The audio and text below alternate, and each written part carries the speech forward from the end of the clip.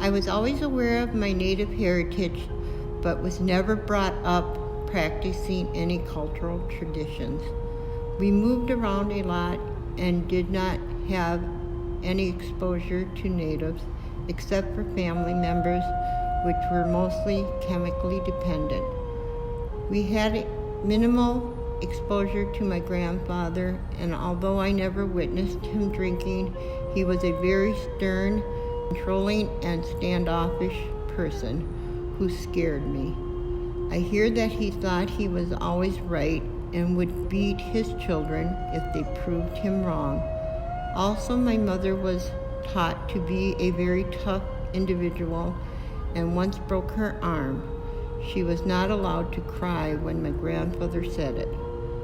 Me and my brother once stayed with him while my mother went somewhere, and because I was crying for my mother, he gave me a spanking. My brother said he would call the cops, and he got a spanking also. Well, those experiences with natives was not positive. I did not meet other natives until I was a teenager. As a small child, we were exposed to domestic violence, as my father would often beat my mother on a regular basis. I have no explanation for why my mother put up with this, other than she may not have wanted to go home to her parents.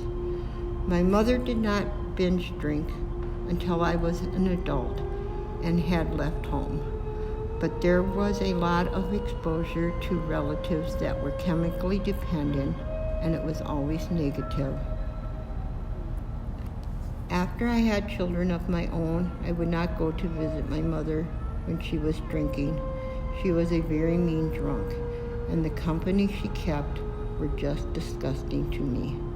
I would also sometimes take my younger siblings to stay with me so they would not have to be exposed to this. My mother did not cry, and she expected us not to cry, but I was always a big crybaby. I was told that Indian children did not cry because this would alert the white man of where you were. I don't know why my mother had this explanation. Oh, I have forgotten to mention that my mother was sent to boarding school during her teenage years. She never returned to live with her parents again. When I was an adult, my mother gave me some paperwork to investigate my family tree. A relative had done some research, and this gave me insight to the fact that my great-grandfather was born on Madeline Island, Wisconsin, and transferred to the White Earth Reservation. He was also a chief. This, to me, was something to be proud of, but research was hard and tedious, so I stopped. Having been through both mentally and physically abusive relationships, and in a very low time in my life, I decided to go back to school. It was there where I had my first real positive exposure to Native Americans.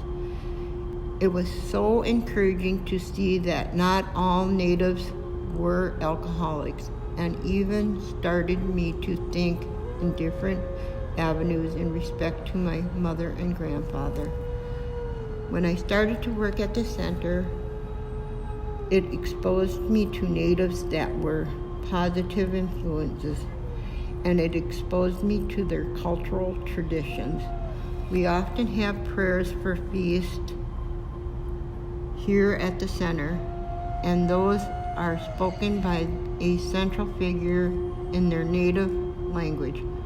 I also find this so satisfying that now the native people are relearning their language, but also that they have not lost this altogether.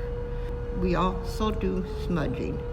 The center also offers drum and song classes, which when I hear them, it sends my heart soaring. The center also sponsors a lot of powwows, and although I do not come to them, I have witnessed the dancing and singing. This does something to my heart that I cannot explain. I often find myself dancing. The music speaks to me. It calls to my heart. I have gone to a few National Indian Child Welfare conferences, and I have so enjoyed meeting Native people from all over the country. I have also gone on many vacations which have put me in contact with Native American people. I love it when we realize we are all one people and we need to pull together. But sometimes you will find other nations are demeaning of other tribes. And often in the Twin Cities, where a lot of different agencies are vying for money, they will do a lot of backbiting of other agencies. I often brag about the center to other natives I meet because I am very proud of the work we do here. I also would like to see a more positive outlook towards Native American women projected, and those outlooks brought to the public's attention. I believe women feel they are not as valued as males, but I also feel that the wrong image of Native males is being projected because most of the stories are about war or portray them in an unsavory light. I am a survivor of domestic violence and now service Native American women of domestic violence. It is both rewarding and devastating, but so encouraging to women to see what I have accomplished. I have broken the cycle of my upbringing and have raised my children to be proud of their heritage, but also be proud of themselves.